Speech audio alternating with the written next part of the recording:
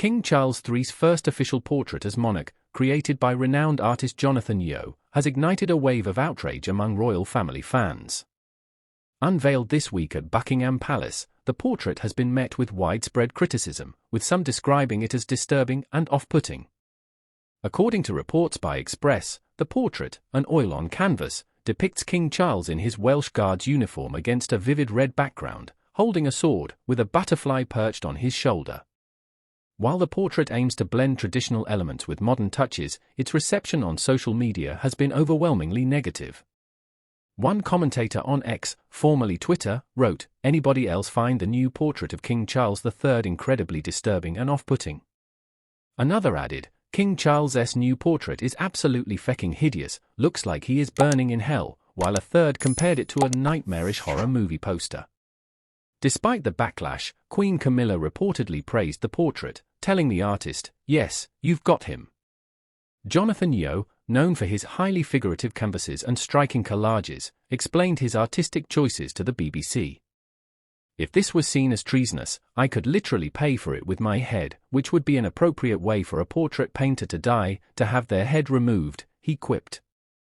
Yeo aimed to combine traditional elements with contemporary symbolism.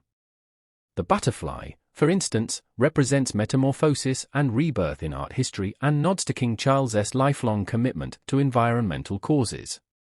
In the history of art, the butterfly symbolizes metamorphosis and rebirth, Yeo said, adding that it also references the king's environmentalism, causes he has championed most of his life and certainly long before they became a mainstream conversation. King Charles himself had the opportunity to view the painting while it was still in progress. Yeo recounted, he was initially mildly surprised by the strong color but otherwise seemed to be smiling approvingly. Upon the portrait's unveiling, the king remarked, "It is remarkable actually how it has turned out." He also humorously responded to Yeo's praise of him as an interesting subject, joking, "It was nice to know he was a chrysalis." The portrait will be on public display at the Philip Mould Gallery in London from May 16 until June 14 and later at Draper's Hall from the end of August. Despite the mixed reactions online, the portrait appears to have the approval of those closest to the king. Queen Camilla's positive response and the king's own remarks suggest that while the public may be divided, the portrait is seen as a fitting representation of the monarch by those who know him best. Nevertheless, the negative public reaction has revealed a startling consensus: the portrait is not well received. Descriptions of the portrait as a disturbing, off-putting, and even hideous have dominated social media, sparking outrage among royal family fans who expected a more traditional and flattering portrayal of the king. The choice of Jonathan Yeo as the artist for this significant portrait is also noteworthy.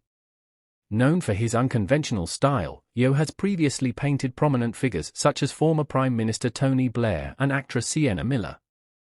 His selection to paint King Charles's first official portrait as monarch indicated a desire for a fresh, modern approach to royal portraiture. However, this decision appears to have backfired, with the public largely rejecting Yeo's interpretation of the king. As the portrait continues to generate discussion and debate, it underscores the challenges of balancing tradition with modernity in royal representation. While the intent was to capture the multifaceted nature of King Charles III's personality and legacy, the public's reaction highlights the difficulty of meeting diverse expectations. What does this controversy suggest about public sentiment towards modern art in royal representation? Can Jonathan Yeo's artistic vision reconcile with traditional royal portraiture expectations? As the discourse evolves, the portrait remains a focal point of public and artistic debate.